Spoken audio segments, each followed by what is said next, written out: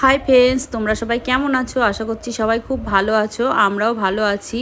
দেখো, এটা ভেলুরের থেকে আসার পরের দিনকার ভিডিও। আমরা তো মঙ্গলবারে রাতে বাড়িতে পৌঁছেছিলাম। এটা হচ্ছে বুধবার সকালের ভিডিও। আমরা যাচ্ছি হসপিটালে, বিষ্ণুপুর হসপিটালে। তো বিষ্ণুপুর হসপিটাল থেকেই সুইটিকে ওষুধ দেবে। আর এ দেখো, যাওয়ার সময় একটা পুকুর পড়লো। এই পুকুরের ধারে আমরা অনেক দিন আগে একবার ভিডিও করতে এসেছিলাম আর ফটোশ্যুটও করেছিলাম। দেখতে দেখতে দেখো, বিষ্ণুপুর হসপিটালে আমরা পৌঁছে গেছি। আর এখান থেকে ওষুধটা নিতে হবে।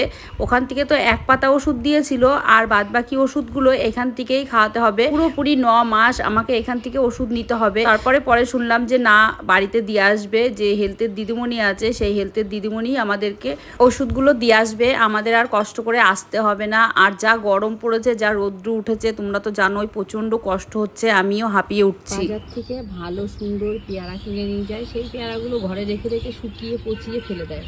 আর এই দেখো, লোকের কাছ থেকে পেয়ারা চুরি করে টাকা এদিকে। ভালো লাগছে কষ্ট পেয়ারা খেতে, খুব ভালো লাগছে। আর এখানে দেখো, ঝাউ গাছের মতো কি সুন্দর সুন্দর 3খানা গাছ রয়েছে। বাড়ি ফেরার সময় একটু আখের রস খেয়ে বাড়িতে ফিরলাম। চলো টাটা, সবাই খুব ভালো থেকো।